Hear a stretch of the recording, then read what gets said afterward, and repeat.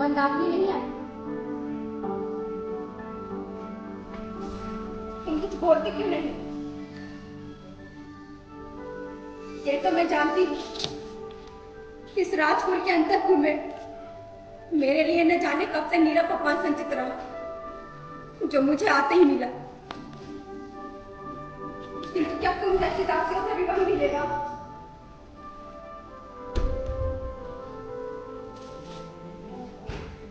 हे मेरे भाग्य विधाता, ये कैसा इंद्रजाल! उस दिन राज पुरोहित ने कुछ आहुतियों के बाद मुझे आशीर्वाद दिया था। क्या वो अभिश्राप था? इस राजकुल के अंतःपुर में सब एक रहस्य लिए चलते हैं, बोलते हैं और मौन हो जाते हैं। तो क्या तुम गूंगी हो? तुम कुछ बोल ना सको, मेरी बातों का उत्तर भी न दो, इसीलिए तो मेरी सेवा में नियुक्त की गई हो। यह सहा है कि इस राजकुल में एक भी संपूर्ण मनुष्य का दर्शन नहीं मिलेगा। जिधर देखो कुबड़े हिजड़े गूंगे बौने बहरे। देवी,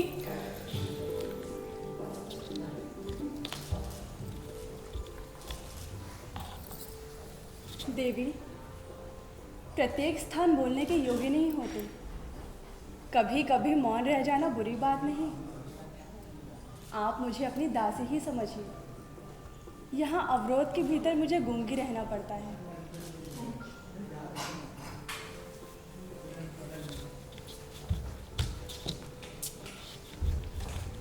देवी, यहाँ संदिग्ध ना रहने के लिए मुझे ऐसा ही करना पड़ता है।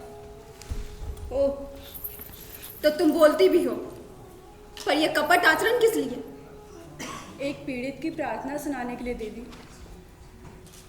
कुमार चंद्रगुप्त को आप भूल ना गई होंगी। वही ना, जो मुझे बंदनी मनाने के लिए गए थे। ये आप क्या कह रही हैं देवी? उन्हें तो स्वयं अपने प्राणों की इच्छा नहीं, प्रत्येक क्षण उनके प्राणों का इंतजार करता रहता है। देवी, उन्होंने पूछा है कि उनका अपराध क्या है। अपराध? भला मैं क्या बताऊं उनका अपराध? तो क्या कुमार बंदी है? कुछ कुछ वैसा ही समझिए देवी। देवी, क्या आप राजाधिराज से कहकर कुछ उपकार कर सकेंगी? भला मैं क्या कर सकूंगी? मैं तो अपने ही प्राणों का मूल्य नहीं समझ पाती। मुझ पर राजा का कितना स्नेह है, ये मैं आज तक न जान सकी। विलासनियों के साथ मदिरा में उन्मुक्त उन्हें अपने आनंद से अवकाश कहा। देवी, तब तो अदृष्ट ही उनके जीवन का सहायक होगा। देवी, बैठिए। देवी, आज तक उनके अदृष्ट ही उनके जीवन का सहायक है।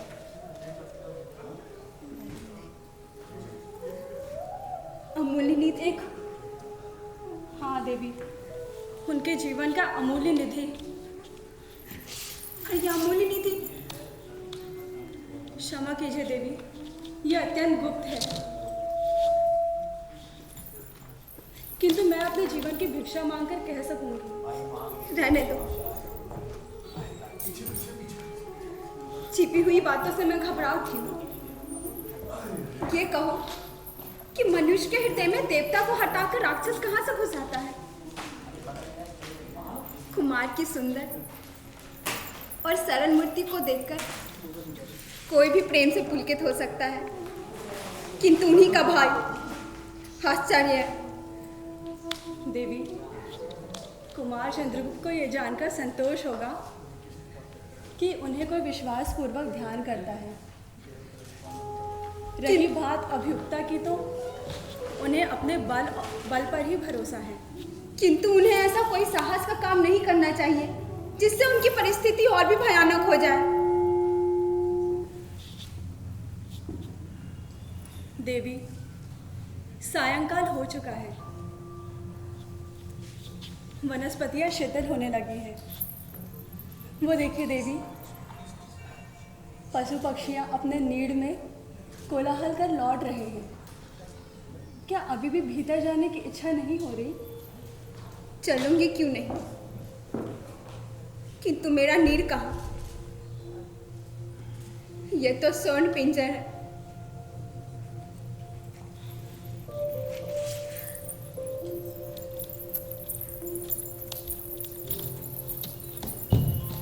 और तारा किधर आए हैं क्या?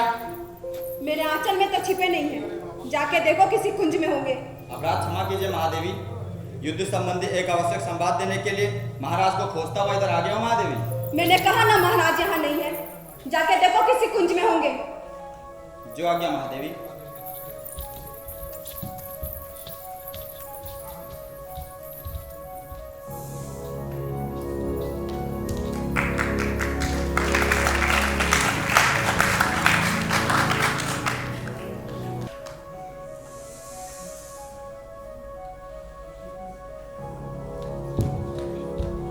महाराज की जय हो। महाराज, एक चिंताजनक समाचार निवेदन करने के लिए अमात्य ने मुझे भेजा है। चिंता करते करते मैं देखता हूं कि मुझे एक दिन मर जाना पड़ेगा। ठहरो, तुमने अपना काम ठीक ढंग से तो किया, परंतु हम ये नहीं समझ पाए कि महादेवी अभी चंद्रगुप्त से स्नेह करती है या नहीं। तुम्हें दिखाई नहीं दे रहा है? अभी मुझे अवकाश नहीं, थोड़ा ठहर कर आना। राजाधिराज, शकों ने किसी पहाड़ी राह से उतरकर नीचे का गिरपथ रोक लिया महाराज। हम लोगों के शिविर का संबंध राजपथ से छूट गया। शकों ने दोनों ही ओर से घेर लिया महाराज। मूर्ख, चुप हो जा।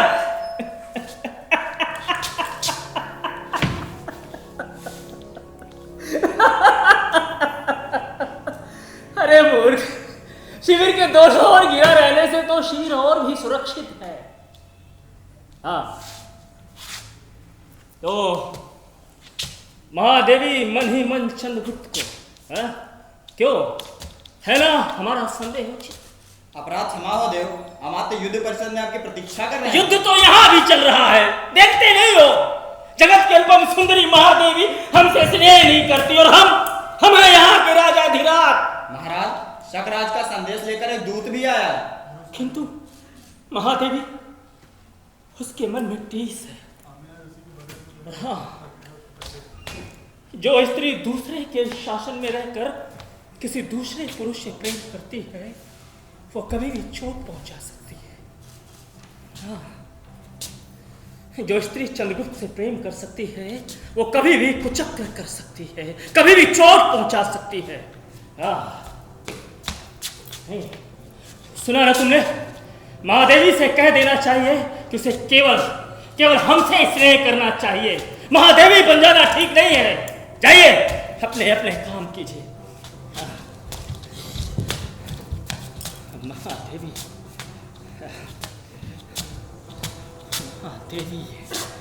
तो क्या आवश्यक बातें कहनी है देव? तो क्या महादेवी को लेकर पूरे साम्राज्य से हाथ धोना पड़ेगा? नहीं, समझा यामात गिर सेनापति, सारे के सारे मुझसे छुपा हुआ बैर भाव रखते हैं। महाराज! हाँ मात, तुम्हें मेरे केवल विश्वास पात्र मित्र हो। ये गिरपथ समस्त झगड़ों का अंत करके रहेगा। हमात, जिसकी भुजाओं में बल ना हो, उसके मस्तिष्क में तो कुछ होना चाहिए ना। पहले इसे पढ़िए।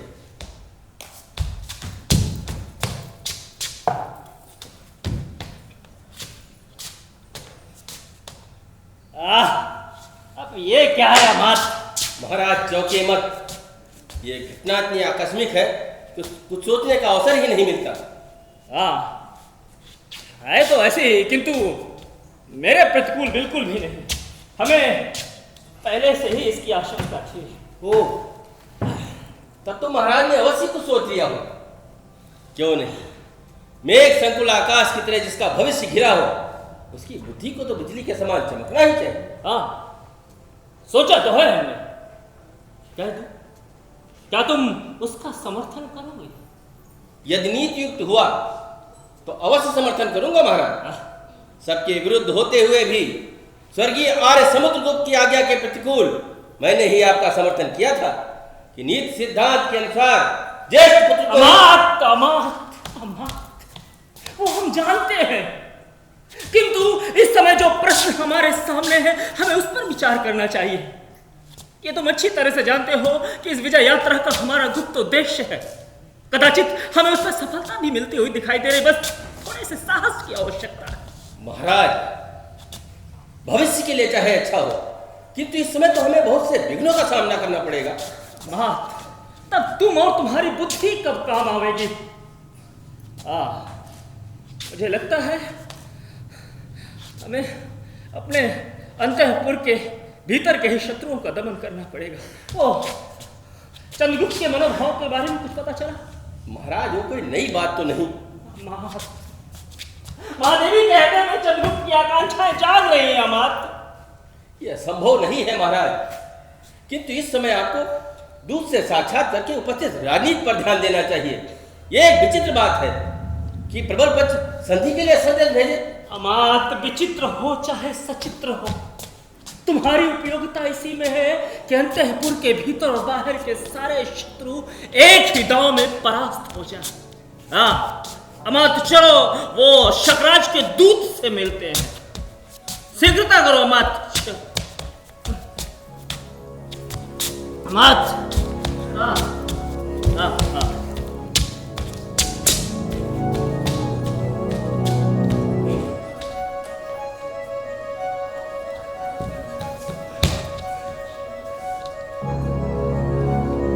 भयानक समस्या है। मूर्खों ने स्वार्थ के लिए इस साम्राज्य के गौरव का सर्वनाश करने का निश्चय कर लिया।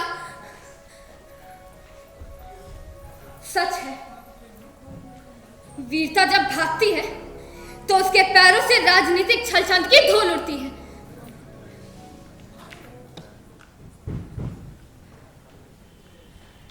कुमार चंद्रगुप्त को यह सब समाचार शीघ्र ही मिलना चाहिए। गूंगी के अभिनय में महादेवी के हृदय का आवरण तनिक सा हटा है, किंतु वह थोड़ा सा स्निग्ध भाव भी कुमार के लिए कम महत्व नहीं रखता। कुमार चंद्रगुप्त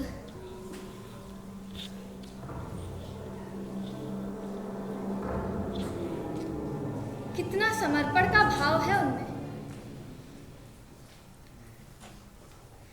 का बड़ा भाई रामगुप्त, कपटाचारी रामगुप्त, जी करता है इस कलुषित वातावरण पे कहीं दूर अपने आप को विस्मत में छुपा लूं।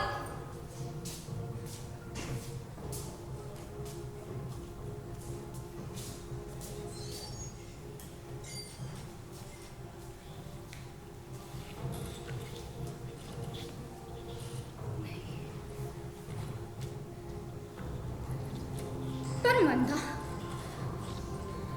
तुझे विधाता ने क्यों बनाया? नहीं मंदा, तुझे अपने हृदय को कठोर करके अपने कर्तव्य का पालन करने के लिए यहीं रुकना होगा। न्याय का दुर्बल पक्ष ग्रहण करना होगा मंदा। तुझे इस साम्राज्य की रक्षा के लिए अपने प्राणों का बलिदान देना होगा।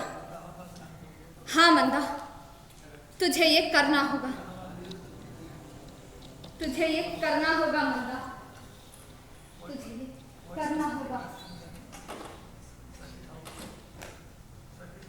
ये कसक अरे आंसू सहजा, ये कसक अरे आंसू सहजा, बन कर विनम्र अभिमान मुझे, बन कर विनम्र अभिमान मुझे, मेरा अस्तित्व बता रह जा। ये कसक अरे आंसू सहजा, ये कसक अरे आंसू सहजा,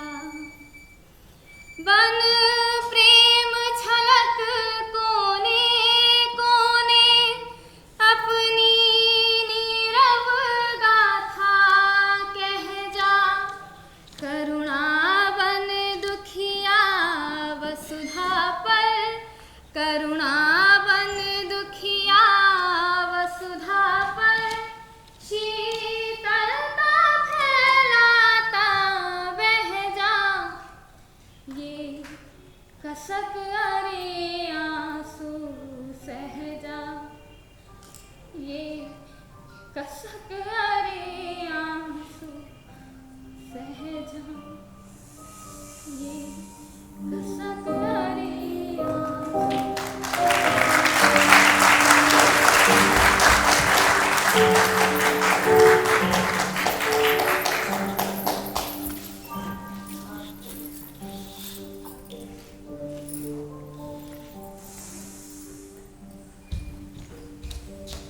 ए, जाना, जाओ यहां से।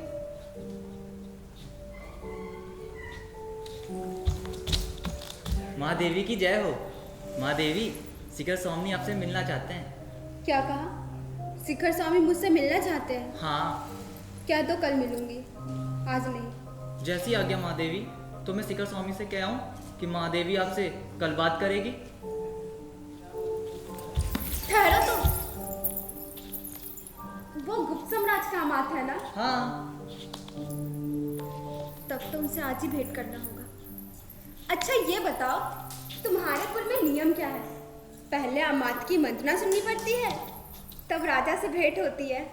ऐसे नियम तो मैंने सुने नहीं माँ देवी। ये युद्ध शिविर ही है ना, परम भट्टाकर को अवसर ना मिला होगा। माँ देवी, आपको संदेह नहीं करना चाहिए। मैं महादेवी ही हूँ ना। हाँ। यदि ये सत्य है तो क्या तुम मेरी आज्ञा से कुमार चंद्रगुप्त को यहाँ बुला सकती हो? मैं चाहती हूँ कि अमात्य के साथ कुमार से भी कुछ बातें कर लो। क्षमा कीजिए माँ देवी, उसके लिए तो पहले आपको अमात से बात करनी होगी।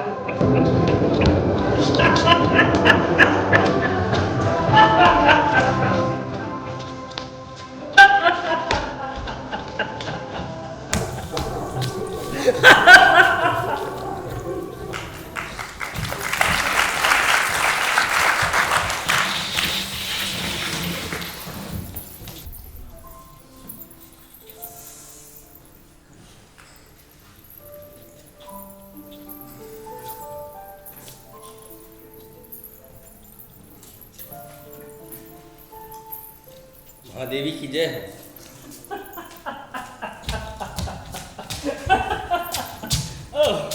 महादेवी की जय हो। स्वागत हो महाराज। इस प्रथम संभाषण के लिए मैं कृतज्ञ हुई। ये कुबड़े जा रहे हैं। ये कुबड़े जा। मैं तुझसे पहले कह चुकी हूँ ना कि मैं पुरुष नहीं हूँ। झूठ बोलता है तू। युद्ध के भय से स्त्री होने का ढोंग कर रहा है। अरे मैं तो तुझसे पहले ही कह चुकी हूँ कि मैं पुरुष नहीं हूँ, मैं तो स्त्री हूँ। ये देख, मतलब युद्ध करना मैं क्या जानूँ, मुझसे कोई विवाह भले कर ले। अच्छा, तू स्त्री है तो क्यों ना मैं तुझे युद्ध विजय का उपहार समझ के तेरा हरण करूं। निकलो यहाँ से। ऐसी निर्लजता का नाटक मैं यहाँ नहीं देखना चाहती। मैंने कहा निकलो यहाँ से।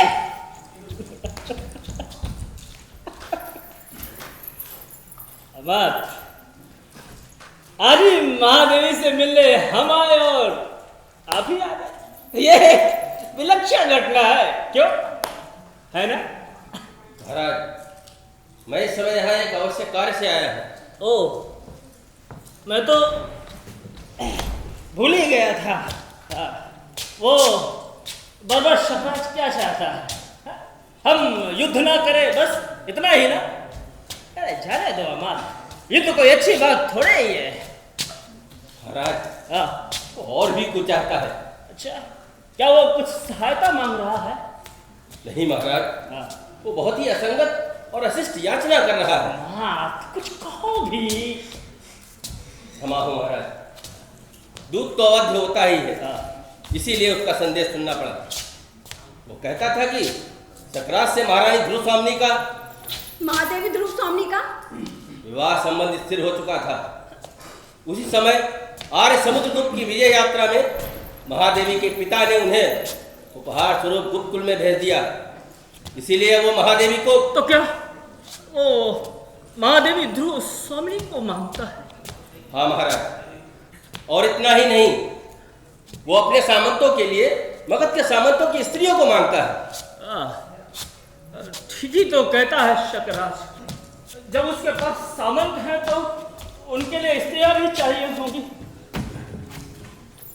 किंतु महाराज, मैं ये जानना चाहती हूँ, क्या गुप्त स्वराज स्त्री संप्रदाय से बढ़ता है? अमात, महादेवी आपसे कुछ पूछना चाहते हैं। मैं क्या कहूँ महाराज, शत्रु पक्ष का यही संदेश है। यदि स्वीकार न हो तो युद्ध कीजिए।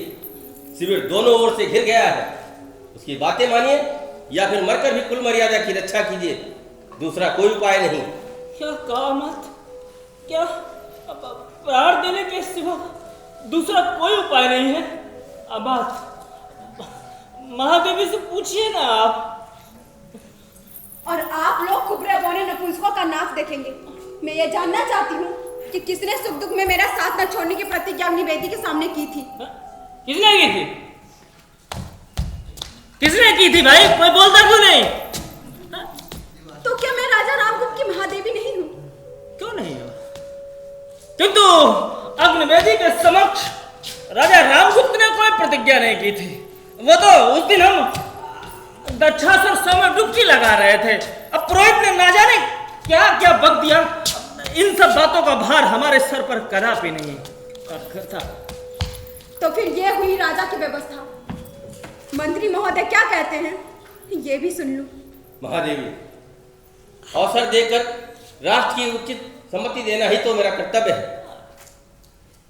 राजनीतिक सिद्धांत में राष्ट्र की रक्षा सब उपायों से करने का आदेश है। उसके लिए राजा, रानी, कुमार, अमात्य सबका विसर्जन किया जा सकता है, किंतु राज विसर्जन अंतिम उपाय है।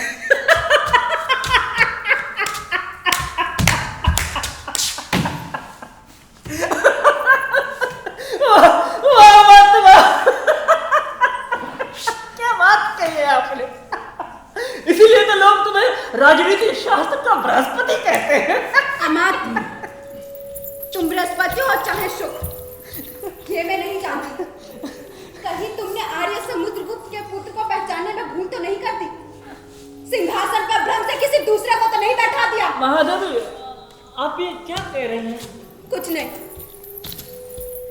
मैं केवल ये कहना चाहती हूँ कि पुरुषों ने स्त्रियों को अपनी पशु संपत्ति समझकर इस पर अत्याचार करने का अभ्यास बना लिया है। वो मेरे साथ नहीं चल सकता। यदि तुम लोग मेरी रक्षा नहीं कर सकते, अपने कुल मर्यादा और नारी का गौरव नहीं बचा सकते, तो मुझे बेच भी नहीं सकते हो। और हाँ, तुम लोगों को आपत्ति से बचाने के लिए मैं स्वयं यहाँ से चली जाऊंगी। महादेवी, नियमों के अनुकूल जब तक संधि का पूर्ण रूप से पालन न किया जाए, तब तक संधि का कोई अर्थ ही नहीं। देखती हूँ कि इस राष्ट्र रक्षा यज्ञ में रानी की बलि होगी ही। दूसरा कोई उपाय नहीं। उपाय नहीं तो ना हो। निर्लज्ज मत, फिर ऐसा प्रस्ताव मैं सुनना नहीं चाहती। महादेवी, एक छोटी सी बात के लिए इतना बड़ा उपद्रव, हमारा तो कंठ सूखा जा रहा है। अमात, दीजिए ना कुछ। अमात, शीघ्रता करिए। अमात। महाराज। हाँ। अब मैं चाहती हूँ कि अमात्य यहाँ से बाहर जाए। मैं केवल रानी नहीं, एक स्त्री हूँ। मुझे अपने को पति कहलाने वाले पुरुष से कुछ कहना है, राजा से नहीं। ठहरो अमात, हम भी चलते हैं। अमात, ठहरो। ठहरिए ना। आप हमसे कुछ कहना चाहती हैं? हाँ, आप बैठिए ना। मैं आपको कुछ कहना चाहती हूँ।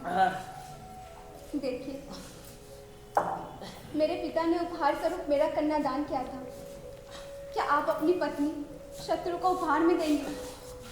देखिए, मेरी ओर देखिए ना। मेरा स्त्री क्या इतने का भी अधिकारी नहीं कि अपने को स्वामी समझने वाला पुरुष उसके लिए प्राणों का दाव लगा सके।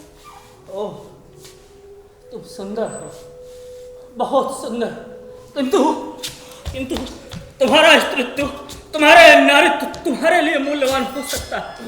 मैं स्वयं के लिए कितना मूल्यवान हूँ, यह तुम कदापि नहीं जानती हो। मैं इस गुप्तकुल की बात वो सब मैं नहीं सुनना चाहता। राजा, मेरी रक्षा करो राजा। राजा, मैं तुम्हारी सनन की प्रार्थनी हूँ।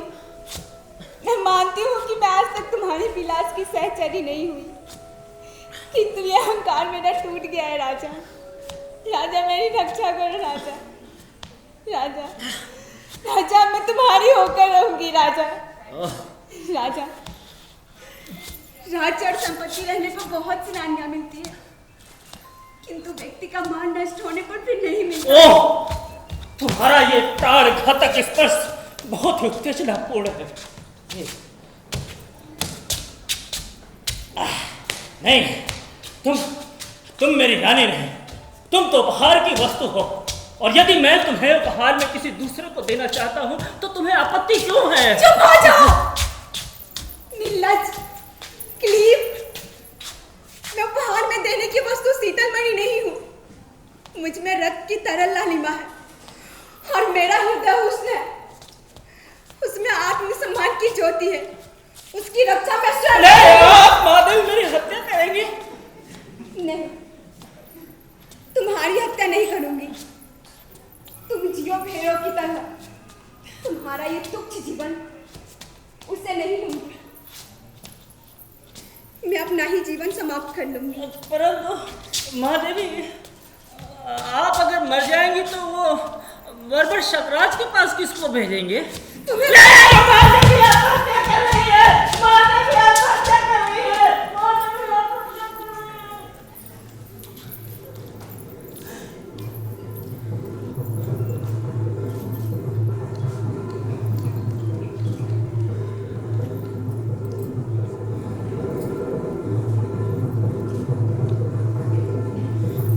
महादेवी, ठहरिए महादेवी।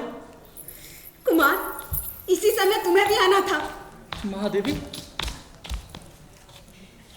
ये आप क्या कर रही हैं? कुमार, मैं आपसे प्रार्थना करती हूँ कि आप यहाँ से चले जाओ। मुझे अपने अपमान, निर्वस्त्र नग्न देखने का अधिकार किसी पुरुष को नहीं। मुझे मृत्यु की चादर से अपने आप को ढक लेने दो कुमार। किंतु क्या कारण सुनने का भी अधिकारी नहीं हूं मैं? सुन पाओगे कुमार? रहने दो कुमार। महादेवी, कुमार, मैं तुमसे ये पूछना चाहती हूँ कि क्या मेरा जीवन भी मेरा अपना नहीं है? देवी, जीवन विश्व की संपत्ति है। प्रमाद से, क्षणिक आवेश से या दुख की कठिनाइयों से उसे नष्ट करना ठीक तो नहीं होगा। और गुप्त कुल वधु आज ये छिन्नमस्ता का अवतार किस लिए धारण किए हुए हैं? मैं भी तो सुनूं। नहीं, मैं मरूंगी नहीं, क्योंकि तुम आ गया। कुमार, मेरे पिता के घर से तुम ही आए थे ना मुझे यहाँ लिवा लाने के लिए। तुम्हारा ये विश्वासपूर्ण मुखमंडल मेरे साथ आने में क्यों इतना प्रसन्न था? मैं गुप्त कुल वधु को आदर सहित ले आने के लिए गया था, फिर प्रसन्न क्यों ना होता? तो फिर आज उसी तरह तुम मुझे शक शिविर में पहुंचाओगे। ये कैसा परिहास है महादेवी? परिहास नहीं, राजा क्या क्या है। शकराज को मेरी अत्यंत आवश्यकता है। यह युद्ध मेरा उपहार दिए बिना नहीं हट सकता। ये नहीं हो सकता महादेवी। जिस मर्यादा के लिए, जिस महत्व के लिए मैंने राजदंड ना अपना कर अपना मिला हुआ अधिकार छोड़ दिया, उसका यह अपमान नहीं। मेरे जीवित रहते स्वर्गीय यारे समुद्रगुप्त के पुत्र को इस तरह पद दलित न होना पड़ेगा। और भी एक बात है, मेरे हृदय के अंधकार में प्रथम किरण से आकर जिसने अपना मधुर आलोक ढाल दिया था, उसको भी केवल मैंने इसलिए भूलने का प्रयत्न किया था। कुमार, कुमार तुम चुप क्यों हो गए? कुमार, कुमार आगे कुछ बोलो ना। कुमार, कुमार तुम चुप देखो तो कुमार, ये भी कोई बात है? आत्महत्या करना कितना बड़ा अपराध है। और आपसे तो वो भी नहीं होता। अमात, देखो ना अमात, कुमार के हृदय में भरा कलुष कितना कितना भयानक है। कुमार, विनय गुप्त कुल का सर्वोत्तम गृह विधान है, उसे न भूलना चाहिए। जी अमां, तभी तो तुमने व्यवस्था दी है कि महादेवी को देकर संधि की जाए। क्यों? यही तो है विनय की पराकाष्ठा। ऐसा विनय प्रवंचकों का आवरण है जिसमें शील न हो, और शील परस्पर सम्मान की घोषणा करता है का पुरुष। हमारे समुद्रगुप्त का सम्मान, उसके लिए मुझे प्राण दंड दिया जाए, मैं उसे अक्षय भाव से स्वीकार करूंगा, किंतु राजा और राष्ट्र की रक्षा होनी चाहिए। वाह वाह अमात्य, और राजा अपने राष्ट्र की रक्षा करने में असमर्थ हो तब भी उस राजा की रक्षा होनी चाहिए। ये कैसी व्यवस्था है अमात्य? तुम मृत्यु दंड के लिए उत्सुक, महादेवी आत्महत्या के लिए प्रस्तुत, फिर ये हिचक क्यों? एक बार अंतिम बल से परीक्षा कर देखो, बचोगे तो राष्ट्र और सम्मान दोनों बचेगा, नहीं तो सर्वनाश। नंदा, ठीक तो है मां? सुनो, ये स्त्री क्या कह रही है? विश्वासघातनी, काल सर्पिणी, मेरे प्राण लेने का कौशल। तो ठीक है, हम सब स्त्री बन जाते हैं और बैठकर रोएं। कुमार, स्त्री बनना सहज नहीं है, कुछ दिन तक तुम्हें मुझसे सीखना होगा।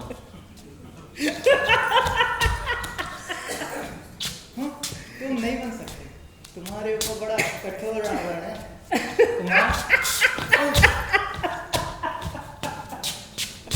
कुमार, मैं शपथ खा के कह सकती हूँ, अगर मैं तुम्हें अपने हाथों से सजा दूं, तो तुम्हें देखकर माँ देवी भी भ्रम हो जाए। उसे छोड़ दो। हाँ भैया, यहाँ पे वही नपुंसक तो नहीं है, बहुत से लोग हैं, किसको किसको निकालोगे? तो तुम्हारी ही बात रही अमर, और उसमें तुम्हारी परिचारिका की सम्मति भी मुझे अच्छी लगी। तो ठीक है, मैं ध्रुव स्वामिनी बनकर अन्य सामंत कुमारों के साथ शक शिविर में जाऊंगा। जब सफल हुआ तो कोई बात नहीं, अन्यथा मेरी मृत्यु के बाद तुम लोग जैसा उचित समझना वैसा करना। नहीं, मैं तुम्हें वहां नहीं जाने दूंगी कुमार। इस दुर्बल नारी जीवन के सम्मान बचाने के लिए इतने बड़े बलिदान की आवश्यकता नहीं है। अरे छोड़ो छोड़ो, ये कैसी निर्लज्जता है सबके सामने। यह धर्म है, पाप है। यह पाप है, हाँ यह पाप है, जो मेरे लिए अपनी बलि दे सकता है, जो मेरे स्नेह। और क्या शकराज मुझे देवी बनाकर भक्ति भाव से मेरी पूजा करेगा? वाह लज्जाशील पुरुष, वाह। राधाधिराज, आज्ञा दीजिए, यही एक उपाय है जो कुमार बता रहे हैं, किंतु राजनीतिक दृष्टि से महादेवी का भी वहां जाना आवश्यक है। क्यों आवश्यक है? जब उन्हें जाना ही पड़ा तब फिर मेरे जाने से क्या लाभ? तब मैं ना जाऊंगा। नहीं,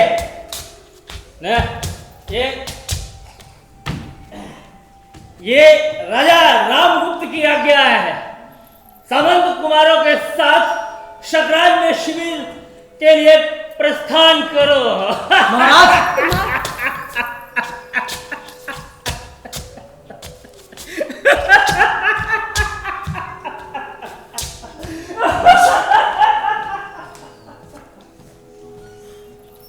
कुमार, निर्णय हो चुका है।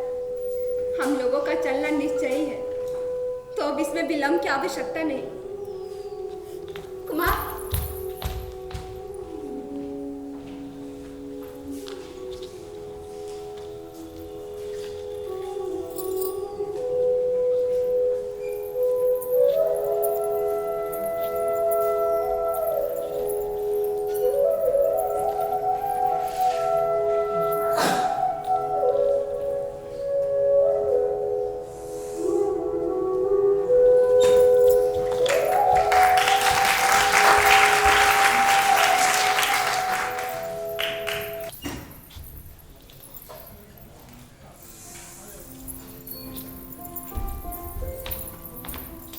महादेवी, कुमार, मैं प्रस्तुत हूँ, किंतु ध्रुव स्वामिनी के साथ में शक शिविर जाने के लिए सहमत नहीं हूँ। कुमार, राजा की आज्ञा मान लेना ही पर्याप्त नहीं है। रानी की भी एक बात मानोगे? और मैं तो पहले ही कुमार से प्रार्थना की थी कि मुझे जैसे ले आए हो उसी तरह पहुंचा भी दो। किंतु महादेवी, वहां मैं सिर्फ अकेले जाना चाहता हूँ। कुमार, ये मृत्यु और निर्वासन का सुख तुम अकेले ही लोगे? ऐसा नहीं हो सकता। राजा की इच्छा क्या है ये जानते भी हो। मुझसे और तुमसे एक साथी छुटकारा, तो फिर वही क्यों ना हो। और मैं भी इस विनोद प्रलय का परिहास देखना चाहती हूँ। मेरी सहचरी, तुम्हारा वो ध्रुव स्वामी का रूप ध्रुव स्वामी ही न देखे तो किस काम का।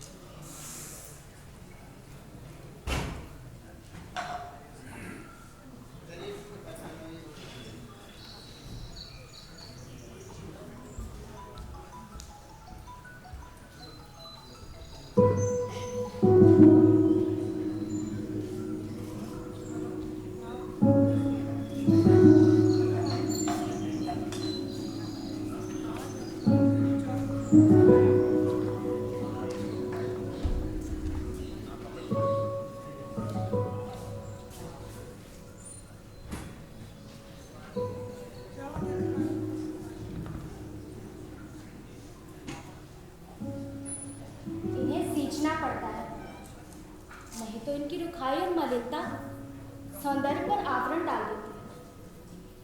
और फिर वृक्ष लगा भर देने से हमारा कर्तव्य पूरा नहीं हो जाता।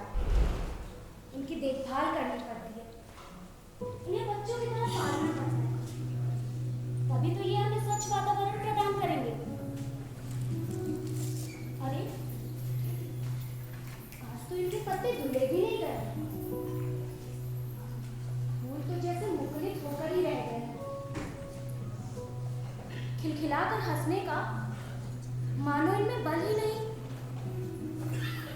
अरे हाँ, इधर कई दिनों से तो महाराज भी अपने युद्ध विग्रह में लगे हैं और मैं भी नहीं आ पाई, तो भला इनकी चिंता कौन करता। और यहाँ तो सब जैसे रक्त के प्यासे, प्राण लेने और देने में पागल।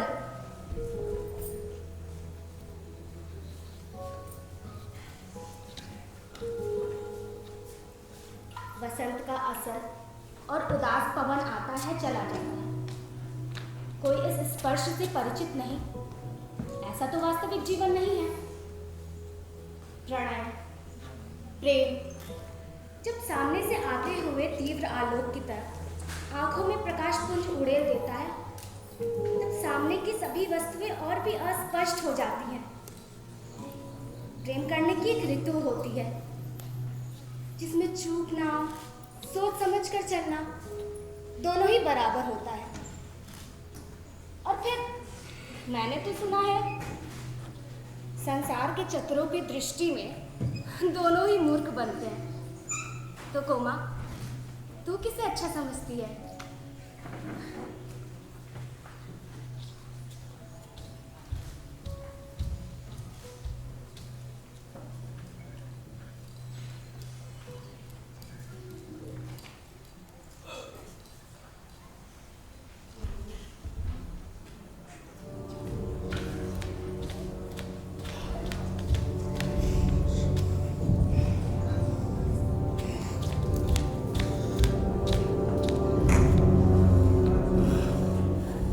किंगल अभी आया नहीं, कहीं वो बंदी तो नहीं बना लिया गया?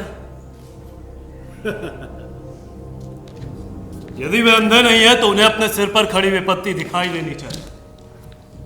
हाँ, किंतु विपत्ति केवल उन्हीं पर तो नहीं,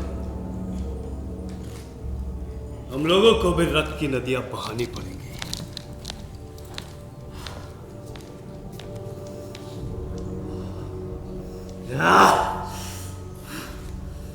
चित्त बड़ा चंचल हो रहा है, बैठ जाता हूं।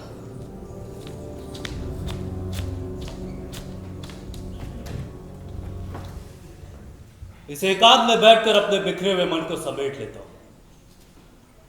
महाराज। अरे कोमा, मुझे क्या आज्ञा है? आज्ञा नहीं कोमा, तुम्हें आज्ञा नहीं दूंगा। तुम इतनी रूठी हुई सी क्यों बोल रही हो? रूठने का सौभाग्य मुझे मिला कब? आजकल मैं जैसी भीषण परिस्थिति में हूं, उसमें अन्यमनस्क होना स्वाभाविक है। तो क्या आपकी दुश्चिंताओं में मेरा भाग नहीं है? मुझे उससे अलग रखकर आपकी वो परिस्थितियां और भी सरल हो रही हैं। तुम्हारे हृदय को उन दुर्भावनाओं में डालकर मैं व्यथित नहीं करना चाहता। मेरे सामने जीवन मरण का प्रश्न है। प्रश्न स्वयं किसी के सामने नहीं आता, किंतु मैं तो समझती हूँ मनुष्य उसे अपने जीवन में उपयोगी समझता है। मकड़ी की तरह लटकने के लिए अपना जाला अपने आप ढूंढता है। जीवन में प्राथमिक प्रसन्न उल्लास मनुष्य के भविष्य में मंगल और सौभाग्य को आमंत्रित करता है। सौभाग्य और दुर्भाग्य मनुष्य की दुर्बलताओं के नाम। मैं तो पुरुषार्थ को ही सबका नियामक समझता हूं। पुरुषार्थ ही सौभाग्य को खींच लाता है। और हाँ, इस युद्ध के लिए मैं ही उत्सुक नहीं था, मैं ही दिग्विजय के लिए नहीं निकला था। अभावमयी लघुता में मनुष्य अपने आप को महत्वपूर्ण दिखाने का अभिनय ना करे तो क्या ये अच्छा नहीं है? यह शिक्षा भी रहने दो कोमा। मैं किसी से बड़ा नहीं तो छोटा भी नहीं बनना चाहता। तुम अभी तक पाषाणी की तरह वही खड़ी हो। पाषाणी? हाँ राजा, पाषाणी। किंतु पाषाणी के भीतर भी कितने मधुर स्रोत बहते रहते हैं। उनमें मदिरा नहीं, शीतल जल की धारा बहती है, जो कि पैसों के किंतु मुझे स्फूर्ति के लिए एक प्याला मदिरा ही चाहिए। मैं ले आती हूँ, आप बैठिए।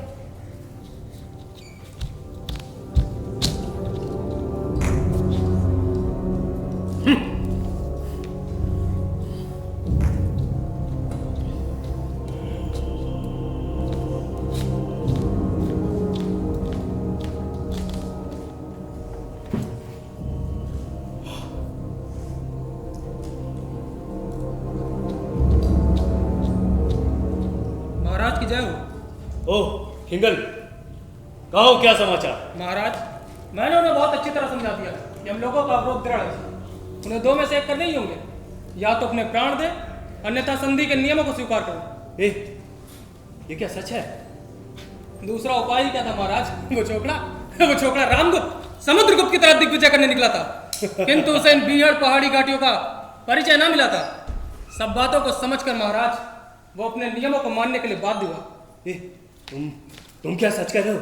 मुझे ऐसा नहीं, क्या रामगुप्त ने मेरा दूसरा प्रस्ताव भी स्वीकार कर लिया है? हाँ महाराज, उसने मांगे गए सभी उपहारों को देना स्वीकार किया।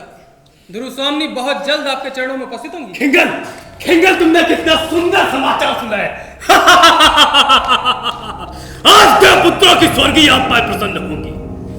उनकी पराजय का यह प्रतिशोध है। हम गुप्तों की दृष्टि में जंगली, बर्बर और असभ्य है ना, तो मेरी प्रतिहिंसा भी उनकी बर्बरता के अनुकूल और हाँ, मैंने अपने सूर सामंतों के लिए कुछ स्त्रियां भी तो मांगी थी। दुर्ग तोरण में सेविकाएं आ गई महाराज। तो विलंब क्यों? किंतु रानी की एक प्रार्थना है महाराज। प्रार्थना? क्या? वो पहले केवल आपसे भेंट करना चाहती है। उनकी मर्यादा। क्या मर्यादा?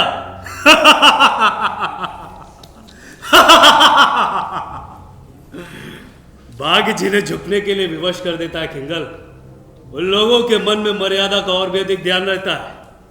यह उनकी दयनीय दशा है। किंतु महाराज, वो आपकी रानी होने के लिए आ रही है। अच्छा, तुम मध्यस्थ हो। तुम्हारी बात मानकर मैं उनसे एकांत में भेंट करता हूं। अभी तुम जाओ। जो आज्ञा महाराज।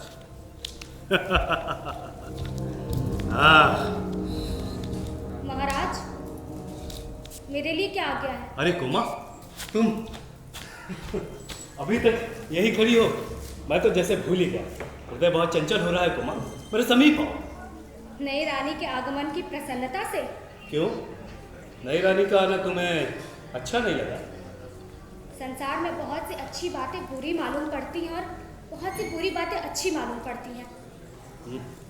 तुम तो आचार्य मिहिरदेव की तरह दार्शनिकों सी बातें करने लगी। वे मेरे पिता तुल्य हैं, मैं उन्हीं की शिक्षा में पली पड़ी। किंतु हाँ, मुझे भी वही बातें अच्छी लगनी चाहिए जो महाराजा को अच्छी लगती है ना? तुम इतनी अनुभूति में हो, यह मुझे आज पता चला। मेरे राजा, जिस दिन से तुम्हारी स्नेह सूचनाओं की सहज प्रसन्नता और मधुर आलापों ने मेरे मन के नीरव और नीरस शून्य में संगीत की, वसंत की और मकरंद की सृष्टि की थी, उसी दिन से मैं अनुभूतिमय बन गई। क्या वो मेरा भ्रम था? नहीं कोमा, वो तुम्हारा भ्रम नहीं था। मैं तो सचमुच तुमसे प्यार करता हूँ। तब भी ये बात। कौन सी बात? वही जो आज होने जा रही है। मेरे राजा, तुम एक स्त्री को उसके पति से विच्छिन्न कराकर अपने गर्व की तृप्ति के लिए ये अनाज करने जा रहे हो। पागल कोमा, वो मेरी राजनीति का प्रतिशोध है। किंतु राजनीति का प्रतिशोध एक नारी को कुचले बिना नहीं हो सकता। बस! जो उसे समझ बिना है उस पर विवाद न करो, समझी? मैं क्यों ना करूं? किंतु हाँ, मुझे विवाद करने का अधिकार नहीं, ये मैं समझ गई। ओह, धर्म पूछ। मैं वंदना करता, कल्याण हो।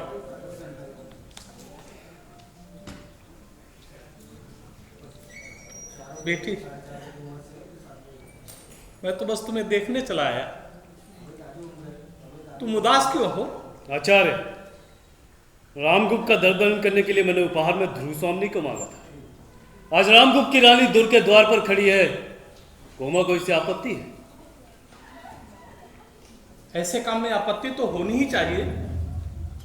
राजा, स्त्री के सम्मान को नष्ट करके तुम जो भयानक अपराध करोगे उसका फल क्या अच्छा होगा? और ये तो तुम्हारा अपनी भावी पत्नी के प्रति अत्याचार होगा। भावी पत्नी है? क्या इस क्षणिक सफलता से तुम प्रमत्त हो जाओगे? क्या तुमने अपने आचार्य की प्रतिपालिता कुमारी के साथ स्नेह का संबंध स्थापित नहीं किया है? क्या इसमें भी संदेह है? राजा, स्त्रियों का स्नेह विश्वास भंग कर देना कोमल तंत्र को तोड़ने से भी सहज है, परंतु सावधान होकर इसका परिणाम भी सोच लो। अच्छा, मैं समझता हूं कि आप मेरे राजनीतिक कार्यों में हस्तक्षेप ना करें तो ये आपके लिए अच्छा होगा। राजनीति? मनुष्यों के लिए राजनीति सब कुछ नहीं है, और राजनीति के पीछे कहीं तुम नीति से हाथ न दो बैठो, जिसका विश्व मानव के मध्य व्यापक संबंध है। राजनीति की क्षणिक सफलताओं से सफलता प्राप्त करके क्षण भर के लिए तुम अपने को चतुर समझने की भूल कर सकते हो, परंतु इस संपूर्ण संसार में प्रेम करने वाले हृदय को खो देना सबसे बड़ी हानि होगी सकराज। दो प्रेम करने वाले हृदयों के बीच स्वर्णिम ज्योति का निवास होता है। बहुत उच्च हुआ। आपके महत्व की कोई सीमा होगी। यदि आप यहां से नहीं जाते हैं तो मैं ही चला जाता।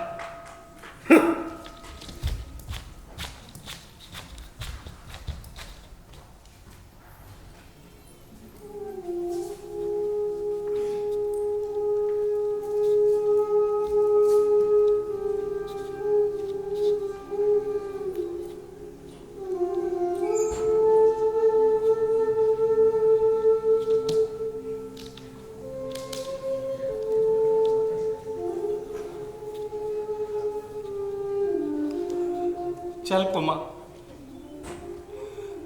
हम लोगों को लताओं, वृक्षों और चट्टानों से ही छाया और सहानुभूति मिलेगी। इस दुर्ग से बाहर चल। पिताजी।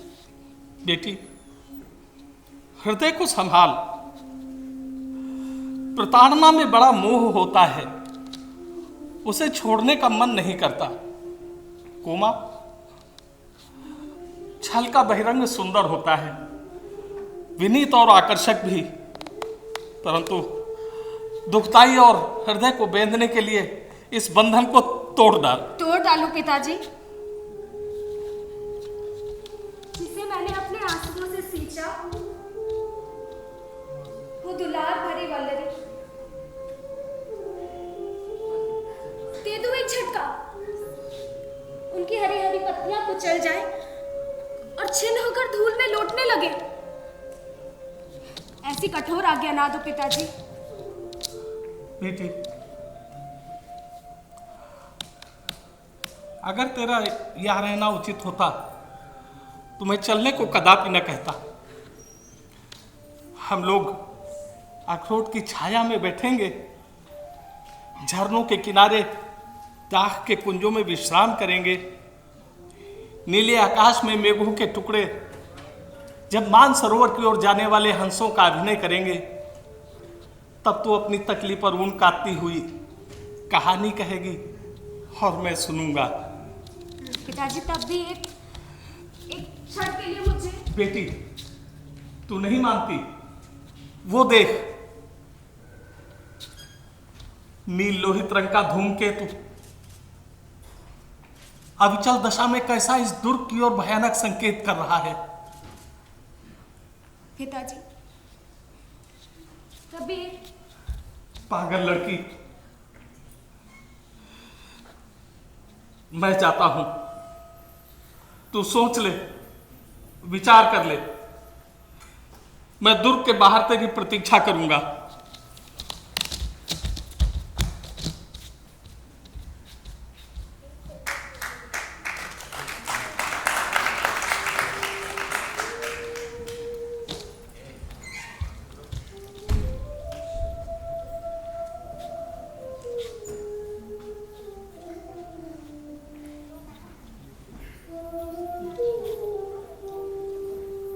जाना ही होगा,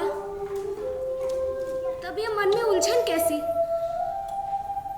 अमंगल का अभिशाप अपनी क्रूर हंसी से इस दुर्ग को कपा देगा। सुख के स्वप्न विलीन हो जाएंगे। मेरे यहाँ रहने से उन्हें अपने भावों को छिपाने के लिए बनावटी व्यवहार करना होगा और पग पग पर अपमानित होकर मेरा हृदय उसे सह ना सकेगा। तो चलो, यही ठीक है। पिताजी, उमा, जाती हूँ राजा। कहाँ? आचार्य के पास। मालूम होता है वो दुखी होकर चले गए। हाँ, वो इस धूमकेतु को दिखाकर बोले हैं अब मेरा यहाँ रहना उचित नहीं है। ओह, भयावी पूछ का धूमकेतु, आकाश का उच्छालकल पर्यटक, नक्षत्र लोक का अभिशाप। कुमा, कुमा, आचार्य को बुलाओ। कुमा, कुमा, इस अमंगल की शांति होनी चाहिए। कुमा, आचार्य को बुलाओ। कुमा, वे बहुत चिढ़ गए हैं। उन्हें प्रसन्न करना अब सहज नहीं। वे मुझे यहाँ से लेवा जाने के लिए मेरी प्रतीक्षा करते होंगे। तो कहाँ जाओगी? पिताजी के साथ। और मेरा प्रेम, मेरा स्नेह सब भुला दोगी? प्रेम का नाम ना लो। वो एक पीड़ा थी जो छूट गई है। उसकी कसक भी धीरे धीरे दूर हो जाएगी। राजा, मैं तुमसे प्यार नहीं करती। मैं तो दर्द से दीप तुम्हारी इस महत्वमयी मूर्ति की पुजारन थी, जिनमें पृथ्वी पर पैर रख के खड़े होने की दृढ़ता थी। इस स्वार्थ मलिन कलुष मूर्ति से मेरी कोई पहचान नहीं। और अपनी तेज की अग्नि में जो सब कुछ भस्म कर सकता हो, उसका ये नक्षत्र कुछ बना बिगाड़ नहीं सकता। तुम आशंका मात्र से दुर्बल, कंपित और भयभीत हो। भयानक। कुमा, कुमा, बचाओ। कुमा, जाती हूँ राजा। कुमा, रुको।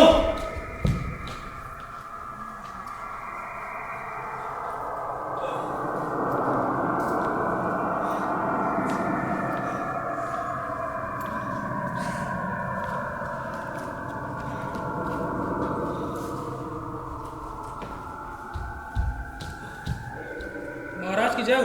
ओह पिंगल। महाराज, गुरुस्वामी ने पूछा है कि एकांत तो आओ। हाँ, कह दो क्या एकांत? जी महाराज। और सुनो, यहाँ कोई दूसरा ना आने का। जो आ गया महाराज।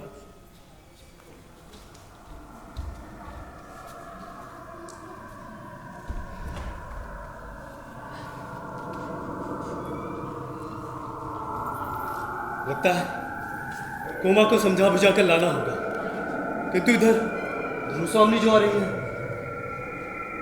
हाँ, शायद कोमा प्रसन्न हो जाए। हाँ, कोमा,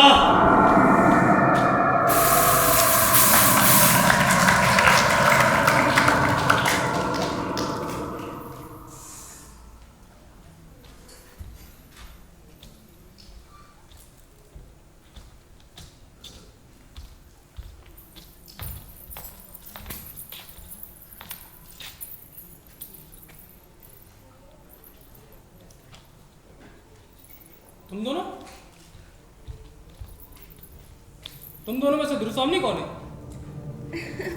जी मैं नहीं, ये नहीं हो सकता। मुझे इसमें कुछ षड्यंत्र दिखाई दे रहा है।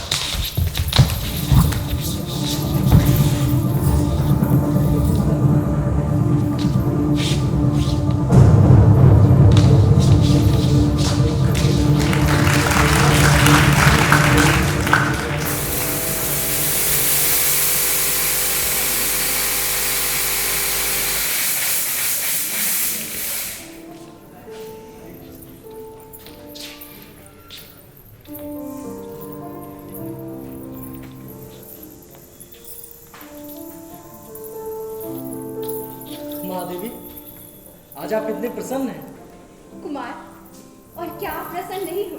देवी, मेरे जीवन निशीथ का ध्रुव नक्षत्र इस घोर अंधकार में भी अपनी स्थिर उज्ज्वलता के साथ चमक रहा है। आज महोत्सव है ना? कुमार, अभी भी समय है, आप वापस लौट जाओ। इस तुच्छ नारी जीवन के लिए इतने बड़े बलिदान की आवश्यकता नहीं। देवी, यह आपका क्षणिक मोह है, मेरी परीक्षा ना लीजिए। मेरे शरीर ने चाहे जो रूप धारण किया हो, किंतु मेरा हृदय निश्चल है। किंतु कुमार, अपनी कामना की वस्तु ना पाकर यह आत्महत्या जैसा प्रसंग तो नहीं? देवी, तीखे वचनों से मर्माहत करके भी आज कोई मुझे इस मृत्यु पक्ष से विमुख नहीं कर सकता। मैं अपना कर्तव्य पूर्ण करूं, इसी में मुझे सुख है। किंतु कुमार,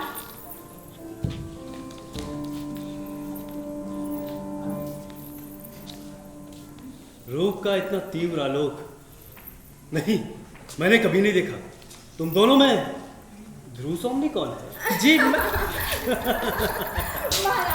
ये मैं आ गई। ओहो, शकराज को धोखा दे पाना इतना आसान नहीं। ध्रुव स्वामिनी कौन है, ये तो एक अंधा भी बता सकता है। चंद्रे, तुम्हें क्या हो गया है? हाँ? यहाँ आने पर तुम्हारी इच्छा रानी बनने की क्यों हो गई है? या मुझे शकराज से बचा लेने के लिए तुम्हारी स्वामी भक्ति है? अब कौन जाने कि तुम ही ऐसा कह रही हो। देखो चंद्रे, तुम मुझे दोनों ओर से नष्ट ना करो। यहाँ से लौट जाने पर भी क्या मैं गुप्तकुल के अंतःपुर में रह पाऊंगी? ये चंद्रे चंद्रे कहकर पुकारने से क्या तात्पर्य है? ये अच्छा झगड़ा तुमने फैलाया, इसीलिए मैंने एकांत में मिलने की प्रार्थना की थी। तो क्या मैं यहाँ भी चली जाऊंगी? हेलो, क्या चिंता? यदि मैं तुम दोनों को ही रानी समझ लूं? क्यों? इसमें बुरी बात क्या है? जी नहीं, ये नहीं हो सकता। ध्रुव स्वामिनी कौन है, पहले इस बात का निश्चय होना चाहिए। देखो चंद्रे, मेरे भाग के आकाश में धूमकेतु से अपनी गति बंद करो। ओह, भयानक। ध्रुवे, चंद्रे, ये बार बार झगड़ा न फैलाओ। चंद्रे, तो फिर मेरा और तुम्हारा जीवन मरण साथी होगा। तो फिर डरता कौन है? ठहरो, आचार्य ने सही कहा था। आज उचित समय ही मैं कल किसी विश्वसनीय व्यक्ति को बुलाकर इस बात का निर्णय करूंगा। आज तुम लोग विश्राम करो। नहीं, इसका निर्णय तो आज ही होना चाहिए। मैं कहता हूं ना। अरे बारे कहने वाले, तुम कौन पर बच्चे? मैं हूँ चंद्रगुप्त, तुम्हारा काल। मैं स्वयं आया हूँ तुम्हारी परीक्षा लेने। सावधान।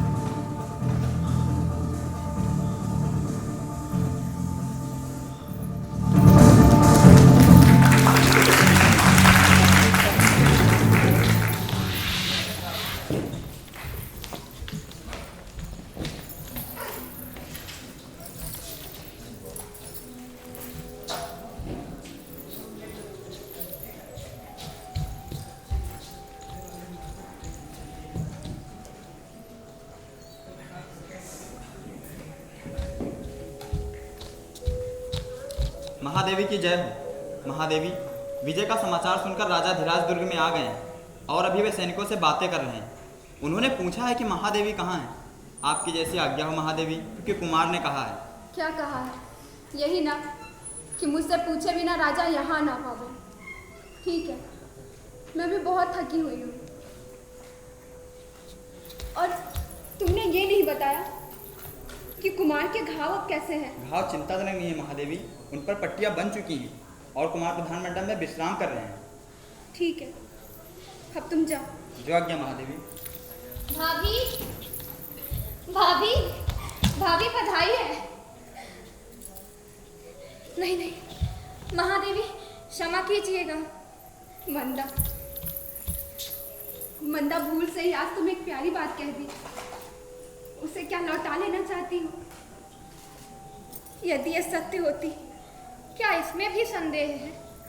मुझे तो संदेह का इंतजार ही दिखाई पड़ता। मैं ना तो महादेवी हूँ और ना ही तुम्हारी भाभी। महादेवी,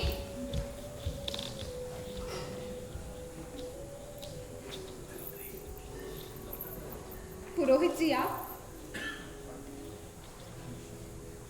ऐसे उपद्रवों के बाद शांति कर्म होना आवश्यक है। मैं तो यहाँ स्वस्थन कराने ही आया था, परंतु आप तो कहती हैं कि आप महादेवी ही नहीं हैं। पुरोहित जी, मैं राजनीति नहीं जानती, किंतु इतना समझती हूँ कि जो रानी शत्रु को उपहार में भेज दी जाती है, महादेवी के उच्च पदवी से पहले ही वंचित हो गई होगी। किंतु आप तो भाभी होना भी अस्वीकार करती हैं। भाभी कहने का तुम्हें रोग है तो कह लो। उस दिन इन्हीं पुरोहित जी ने कुछ मंत्र के उच्चारण के बाद मेरा विवाह कराया था, किंतु विवाह के बाद मुझे कभी राजा से सरल संभाषण करने का अवसर नहीं मिला। न जाने मेरे किस अपराध के कारण उन्होंने मुझे निर्वासित किया और मुझे बलि पशु की तरह सख्त में भेज दिया। क्या तुम तब भी मुझे भाभी कहना चाहती हो? ये गर्व है और ग्लानिजनक प्रसंग है।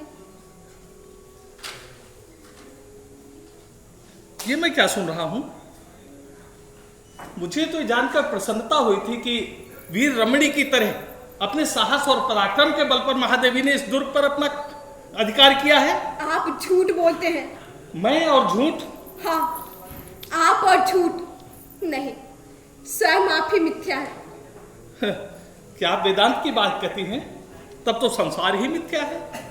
संसार मिथ्या है या नहीं, ये मैं नहीं जानती, किंतु आपका धर्मशास्त्र मिथ्या है, जो एक स्त्री की रक्षा नहीं कर पाए।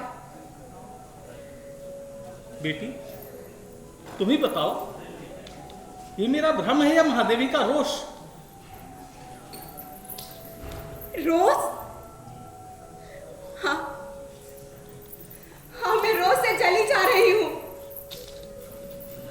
धर्म के नाम पर इतना बड़ा उपहास, इसकी आज्ञाकारिता की यह प्रशासनिक परीक्षा मुझसे बलपूर्वक ली गई है। पुरोहित, तुमने जो मेरा राक्षस विवाह कराया था, अब देखो उसका उत्सव कितना है। देखो ना, ये रक्त संहार देखो, कितने ही सैनिक दम तोड़ रहे हैं और मैं यहाँ बैठी राक्षसी सी सांस ले रही हूँ। क्या तुम्हारा स्वस्थ मुझे शांति देगा? बोलो।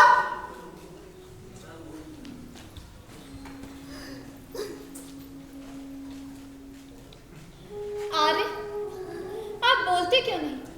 आप धर्म के नियामक हैं। जिन स्त्रियों को धर्म बंधन में बांधकर आप उनकी सम्मति के बिना उनके सब अधिकार छीन लेते हैं, तब क्या धर्म के पास कोई प्रतिकार, कोई संरक्षण रख नहीं छोड़ते, जिससे वे स्त्रियां आपत्ति के समय अवलंब मांग सके? क्या भविष्य के सहयोग की कोरी कल्पना से उन्हें संतुष्ट रहने की आज्ञा देकर आप विश्राम ले लेते हैं? नहीं,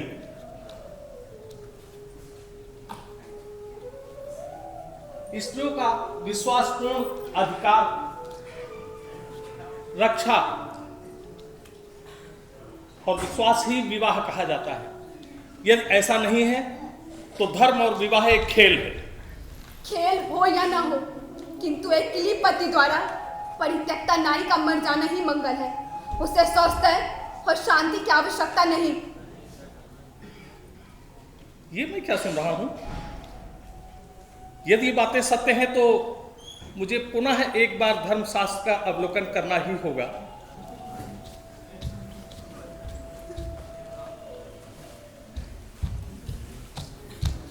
महादेवी की जय हो। महादेवी, सगजात की एक बालिका आपसे मिलना चाहती है। मुझसे? पर क्यों? ठीक है, उसे अंदर भेज दो। जो आज्ञा महादेवी।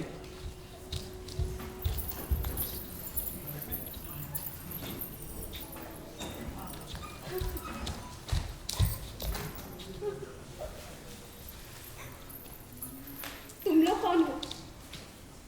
रानी, मैं पराजित शक जाति की एक बालिका हूँ और मैंने प्रेम किया था। इस घोर अपराध का तुम्हें क्या दंड मिला?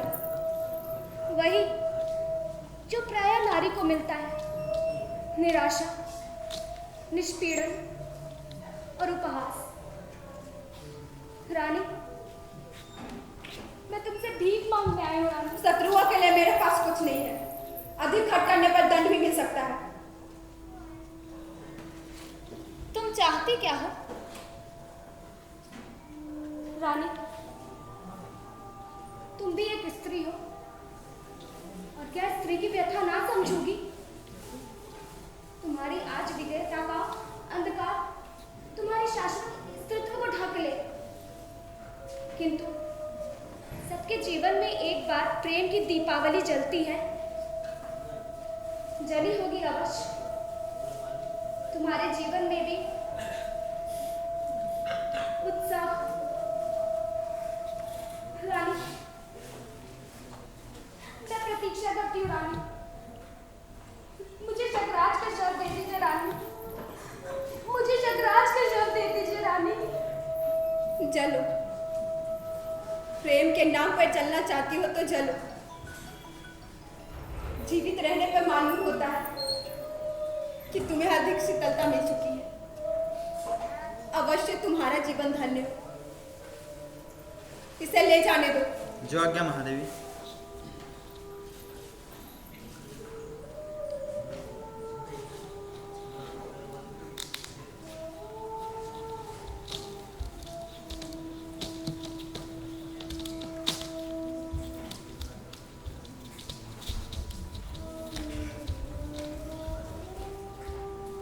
स्त्रियों के इस बलिदान का भी कोई मूल्य नहीं। कितनी असहाय दशा है। अपने निर्बल और अवलंबन खोजने वाले हाथों से ये पुरुषों के चरणों को पकड़ती है और वो सदैव ही इन्हें घृणा, तिरस्कार और दुर्दशा की भिक्षा से उपकृत करता है। तब भी हम स्त्रियां सब कुछ सहन करती है। भूल है, भ्रम है, किंतु नहीं। इसका कारण भी है। पराधीनता की एक परंपरा से हम स्त्रियों के नस नस में न जाने किस युग से घुस गई है। उसे समझकर भी भूल करनी पड़ती है। मंदा, क्या वो मेरी भूल न थी? दुर्ग की वजह मेरी सफलता या मेरा दुर्भाग्य, उसे मैं नहीं समझ सकी। नारी हृदय जिसके मध्य बिंदु से हटकर शास्त्र का एक मंत्र कील की तरह गड़ गया है, जो उसे अपने सरल प्रवर्तन चक्र में घूमने से रोक रहा है। निश्चय वो कुमार चंद्रगुप्त की अनुरागिनी होगी। कौन? मंदा। अरे कुमार, अभी थोड़ा विश्राम करते। विश्राम? भला मुझे कहाँ विश्राम? मेरा कर्तव्य पूर्ण हो चुका है। मेरा अब यहाँ ठहरना उचित नहीं। किंतु महादेवी की जो बुरी दशा है। क्यों? उन्हें क्या हुआ? बोलो मंदा, मुझे अवकाश नहीं है, क्योंकि राजा धीराज का सामना होते ही मुझे क्या हो जाएगा मैं नहीं कह सकता। और अब ये राजनीतिक छल प्रपंच मैं नहीं सह सकता। किंतु महादेवी को इस अवस्था में छोड़कर जाना क्या उचित होगा? और क्या मंदा? और क्या बोलती क्यों नहीं हो? तो क्या उसे भी कहने की आवश्यकता है? महादेवी बनने से पहले ध्रुव स्वामिनी का जो मनोभाव था, क्या वो आपसे छिपा है? किंतु मंदा, उसकी चर्चा करने से अब क्या लाभ? हृदय में नैतिक साहस, वास्तविक प्रेरणा और पौरुष की पुकार एकत्र करके सोचिए तो कुमार कि अब आपको क्या करना चाहिए। मारो मारो मारो मारो मारो मारो मारो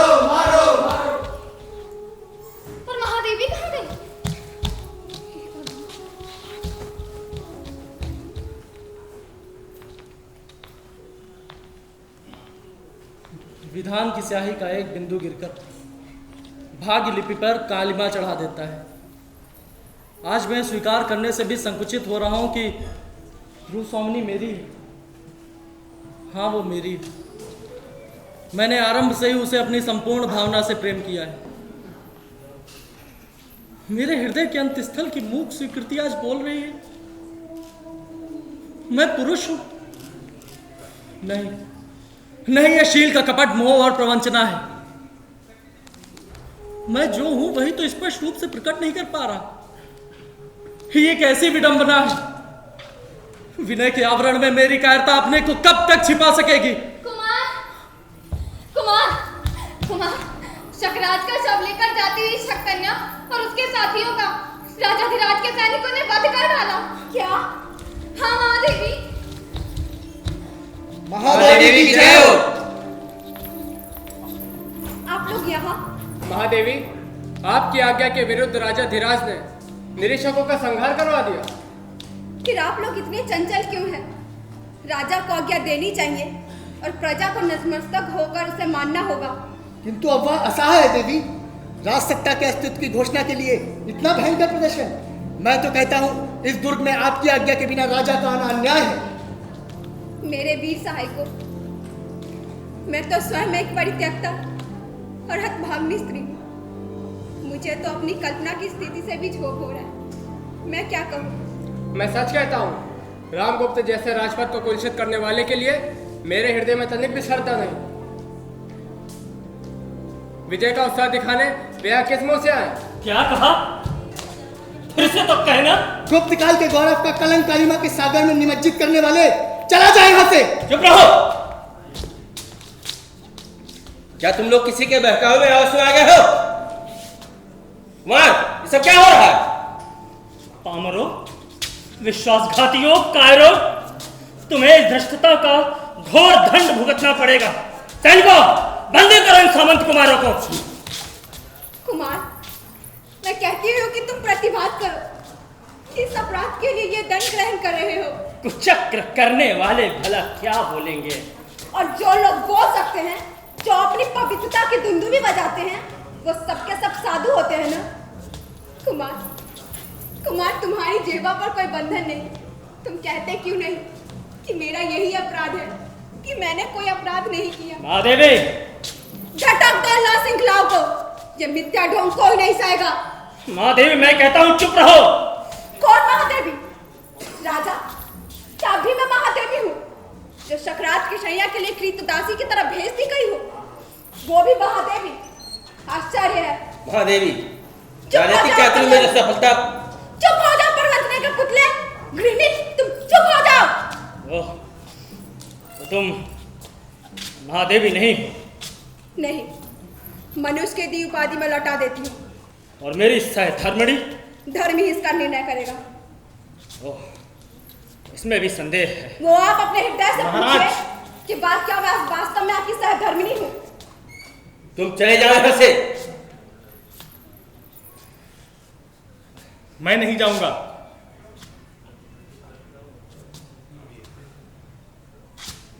तो मेरी सहधर्मिणी नहीं?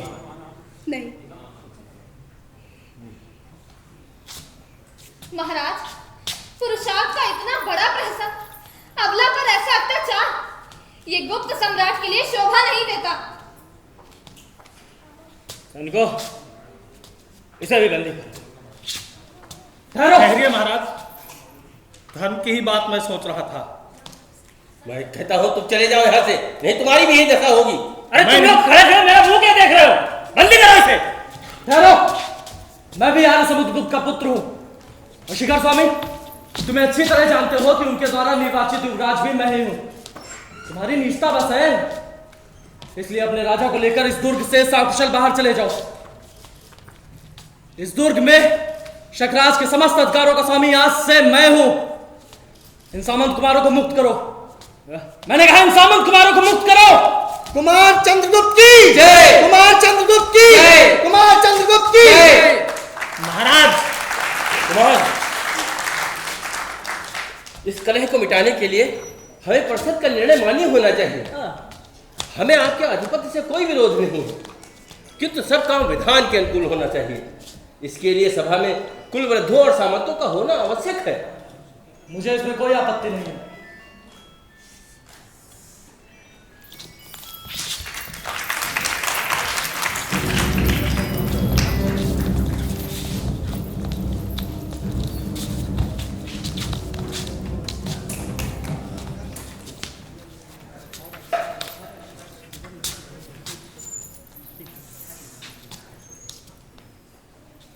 कुमार, बीती हुई बातों को भूल जाने में ही भलाई है।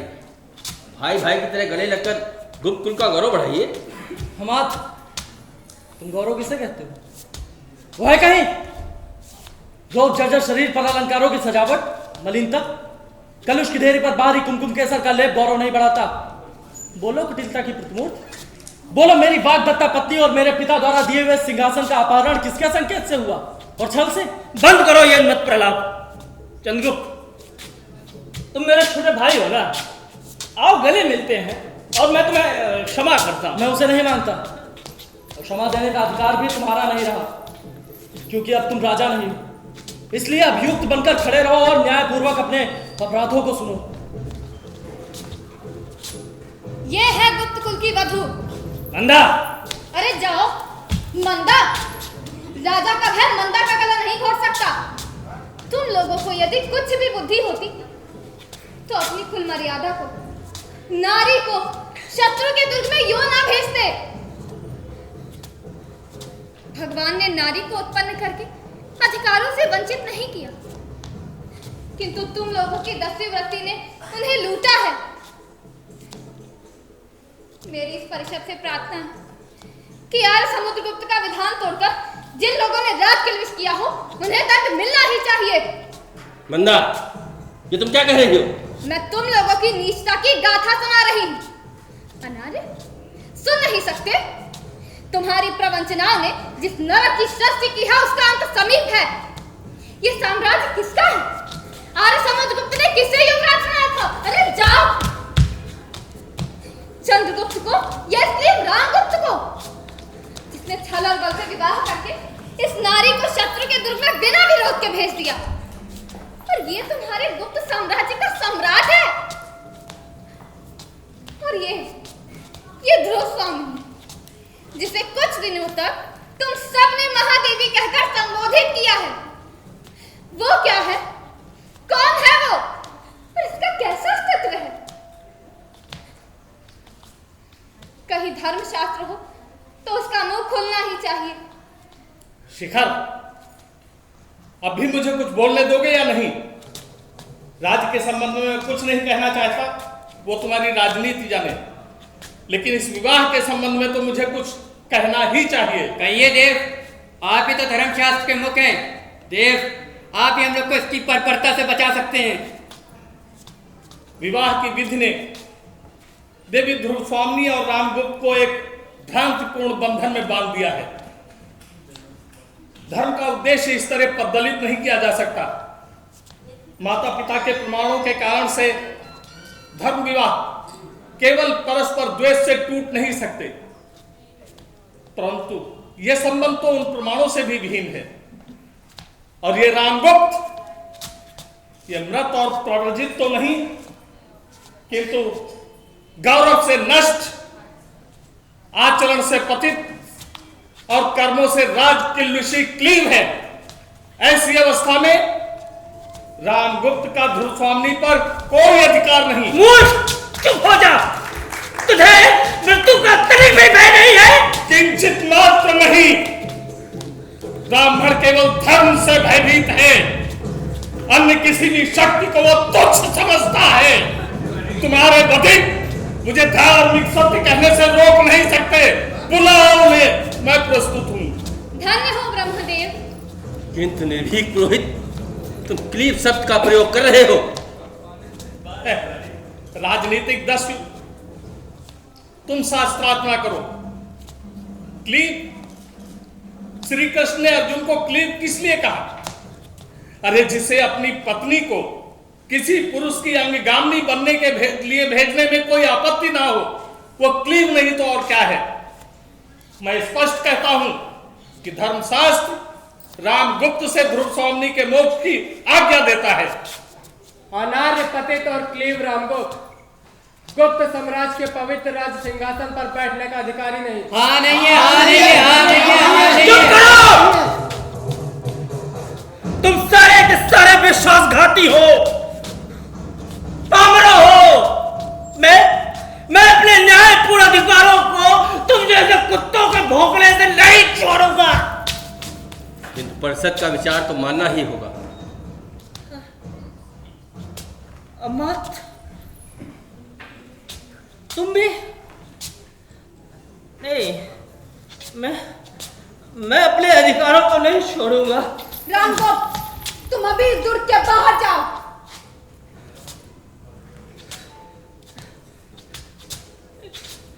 इतना बड़ा बदलाव, एक पत्नी अपने पति का नाम ले रही है।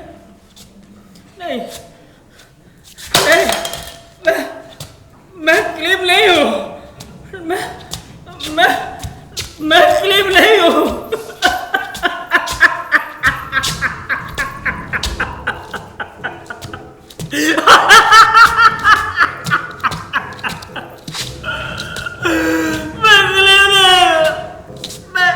मैं अपने राज के अधिकारों को नहीं छोड़ूंगा। मैं क्लीव नहीं हूं।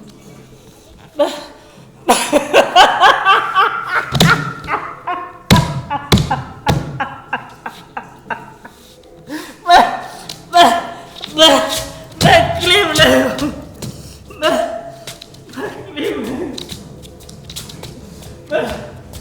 मैं क्लीव नहीं हूं।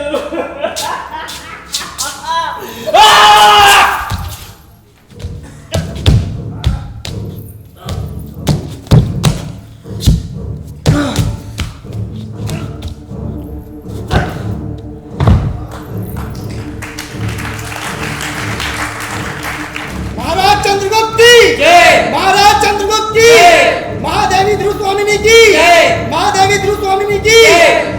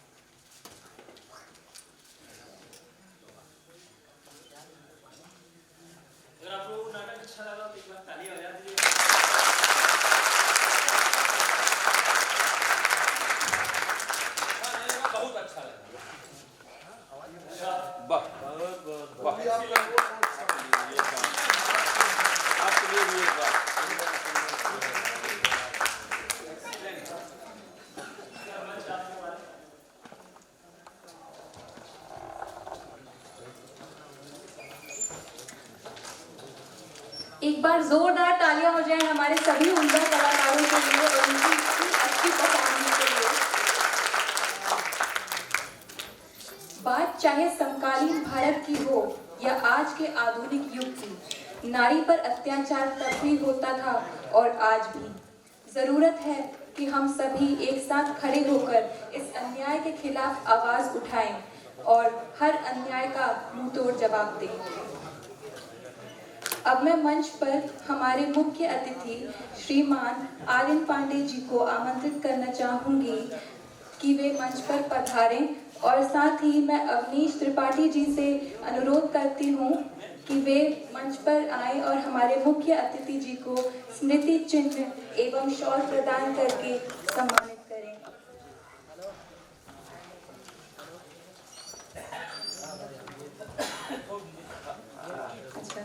और हमारे आज के विशिष्ट अतिथि श्रीमान राघवेंद्र मिश्रा जी को भी मैं मंच पर आमंत्रित करना चाहूंगी और शैलेश मिश्रा जी से अनुरोध है कि वे आएं और स्मृति चिन्ह और शॉल भेंट कर हमारे अतिथि और मुख्य अतिथि जी का स्वागत करें। जोरदार तालियां हो जाएं।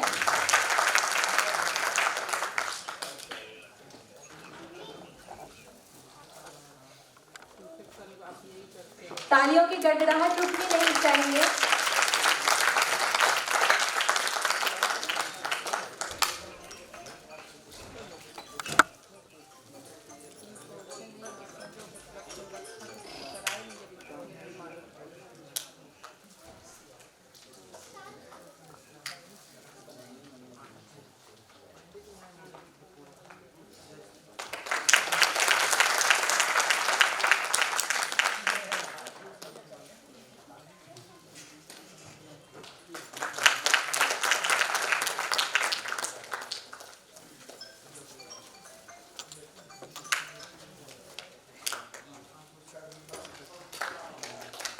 अब हमारे सभी कलाकार जिन्होंने इतनी अच्छी परफॉर्मेंसेस दी हैं, समय आ गया है कि उन सभी को सर्टिफिकेट दिया जाए और उन सभी के कला को सराहा जाए। मैं हमारे मुख्य अतिथि एवं विशिष्ट मुख्य अतिथि से अनुरोध करती हूं कि वे हमारे कलाकारों को प्रमाण पत्र देकर उनकी कला को सराहें।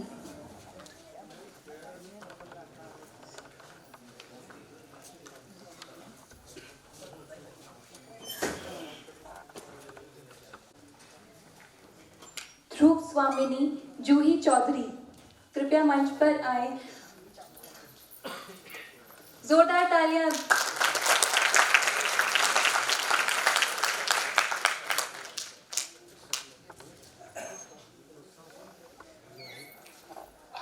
मंदाकिनी विशु पांडे कृपया आप मंच पर आए।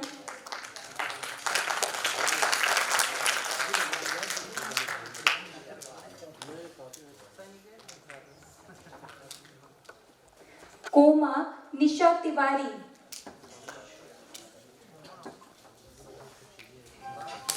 जोरदार तालियां हो जाए हमारे कलाकारों के लिए।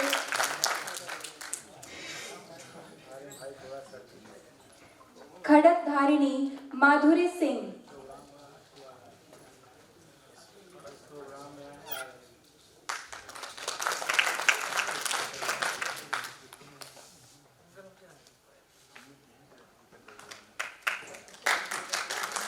परिचारिका तारा उप्रेती जोरदार तालियां हमारे कलाकारों के लिए ताकि उनका प्रोत्साहन बढ़े। रामगुप्त चंद्रभाष सिंह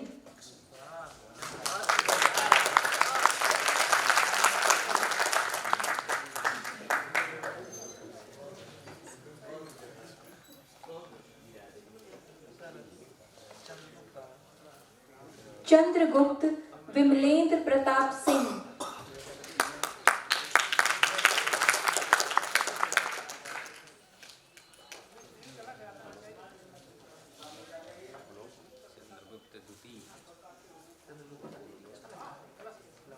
शिखर स्वामी गिरिराज शर्मा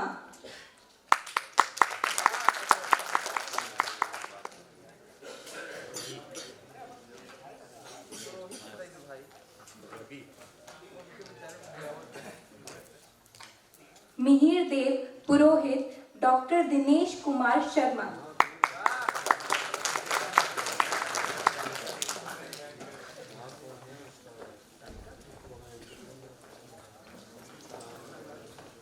शंकराज विपिन शर्मा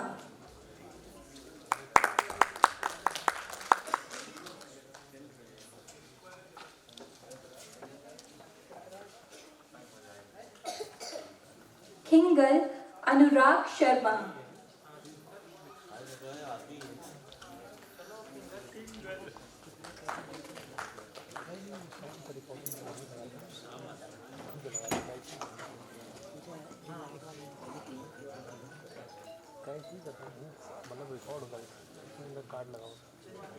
सामन किशोर यादव मोहित कुमार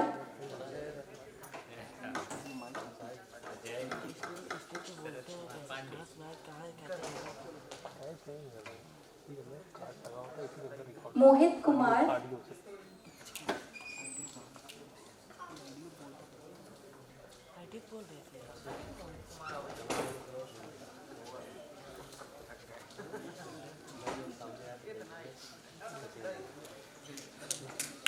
जोरदार तालियां हमारे सभी कलाकारों के लिए। जैद अहमद,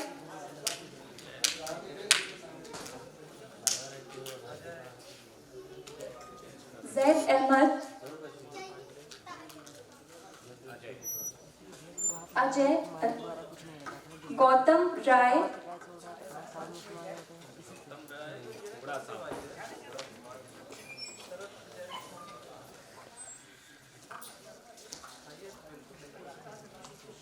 आशुतोष शर्मा,